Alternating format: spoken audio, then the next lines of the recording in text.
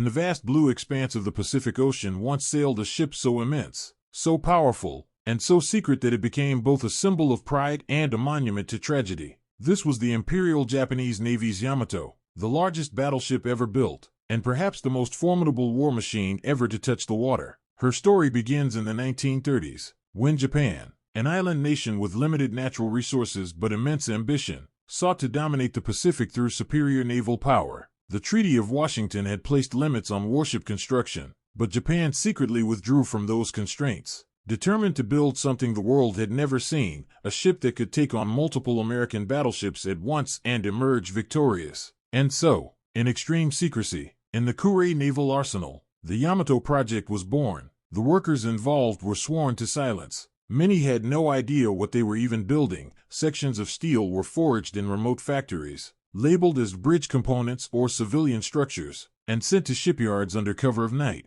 Even the drydock itself was hidden beneath massive hangars, concealing the true scale of what was being constructed. When Yamato finally touched the water in 1940, she displaced over 70,000 tons when fully loaded, carrying the largest naval guns ever mounted on a ship, 9 46-centimeter cannons, each capable of firing a 3,200-pound shell over 25 miles. These guns were so powerful that their recoil could shake the ship's entire frame, and the shells they fired could penetrate the armor of any known vessel in existence. She was protected by armor up to 410 millimeters thick, enough to withstand direct hits that would shatter most ships, and powered by steam turbines generating more than 150,000 horsepower, driving her to speeds of 27 knots. She was, by all definitions, a floating fortress, a symbol of the Imperial Japanese Navy's vision of invincibility. Yet even before Yamato saw battle, the world of naval warfare was changing. Aircraft carriers, not battleships, were beginning to dominate the seas, and the age of the giant warship was quietly coming to an end.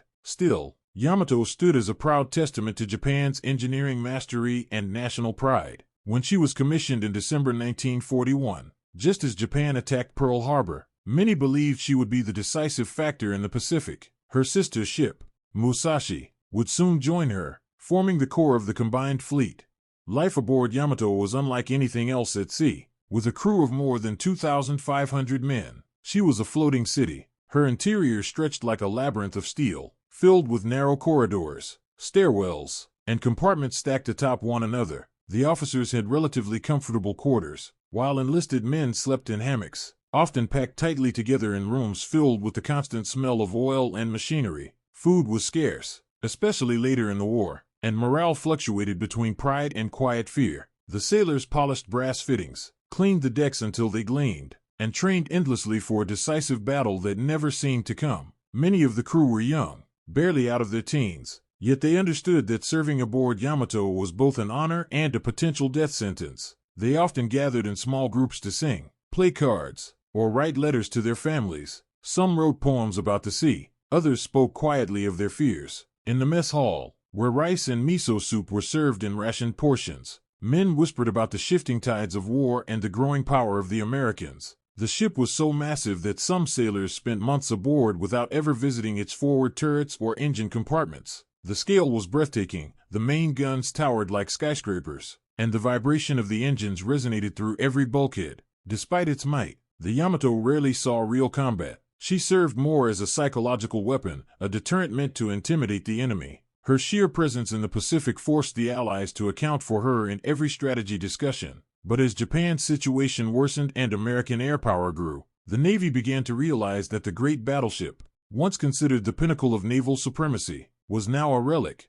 In 1943 and 1944, Yamato participated in limited operations, including the defense of the Philippines. She fired her giant guns in anger only a handful of times. The rest of her existence was spent waiting for fuel, waiting for orders, waiting for a chance to fulfill the destiny for which she was built. Her sister ship, Musashi, was not so lucky. In October 1944, during the Battle of Leyte Gulf, Musashi was attacked by hundreds of American aircraft. Torpedoes and bombs rained down upon her for hours. She was hit more than 19 times before finally capsizing and sinking beneath the Sibuyan Sea, taking over 1,000 men with her. The destruction of Musashi was a grim warning of what awaited Yamato. When news of the sinking reached the crew, silence fell across the ship. Men whispered prayers and wondered if their time would soon come. By early 1945, Japan was losing the war. Cities were being bombed. The Imperial Navy was crippled, and fuel shortages meant even the Great Yamato was docked for months at a time. She was refitted with more anti-aircraft guns, radar equipment, and improved armor, but none of it could offset the reality: Japan could no longer protect its own fleet from the sky. And yet, in those final months, Yamato was called upon for one last mission, a desperate, suicidal act known as Operation Tengo.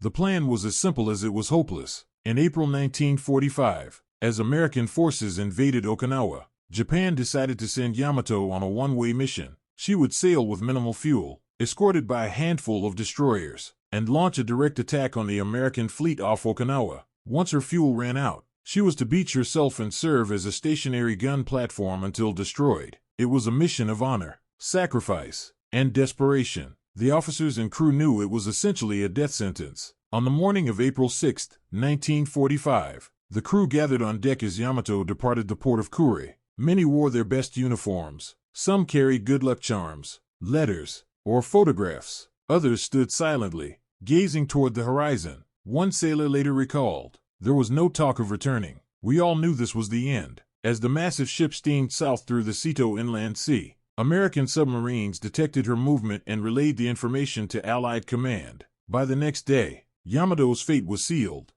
On April 7, 1945, the ship was spotted by a U.S. reconnaissance aircraft. Within hours, over 300 American planes from nearby carriers swarmed toward the Japanese task force. The attack began just before noon. Waves of dive bombers and torpedo planes descended from the clouds, filling the sky with the roar of engines and the scream of falling bombs. Yamato's anti-aircraft guns opened fire, over 150 of them, unleashing a wall of shrapnel and flame. The gunners fought bravely, downing several aircraft, but there were simply too many. Torpedoes slammed into her port side, tearing open massive holes below the waterline. Bombs detonated on her deck, igniting fires that spread through the superstructure. The ship began to list to one side, her speed dropping as compartments flooded. Inside, chaos reigned, men running through smoke-filled corridors, shouting, carrying the wounded, trying to seal off flooding sections. The noise was deafening: explosions, screams, the screech of metal bending under pressure. The captain, Admiral Seiichi Ito,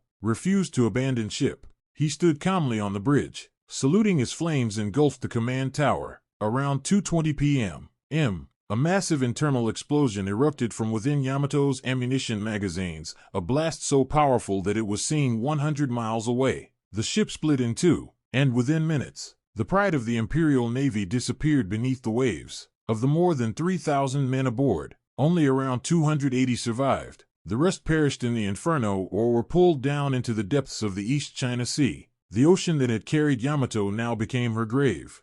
In the aftermath, Japan's naval power was effectively broken. The loss of Yamato symbolized not just the end of an era, but the end of Japan's imperial dream. Yet the legend of Yamato lived on. In the decades after the war, divers and researchers discovered her wreck in 1985, resting peacefully 340 meters below the surface. Her bow and stern lie several hundred meters apart, still recognizable even after decades underwater. For Japan, Yamato became more than a ship, it became a symbol. To some, she represented national pride and sacrifice. To others, the futility of militarism and the human cost of blind ambition. Her name, Yamato, was also an ancient poetic term for Japan itself, and her death was often seen as the death of an old Japan, replaced by one that would seek peace instead of war. Today, her image endures in films, novels, museums, and even anime. The idea of a mighty ship sailing bravely toward its doom captures something deeply human: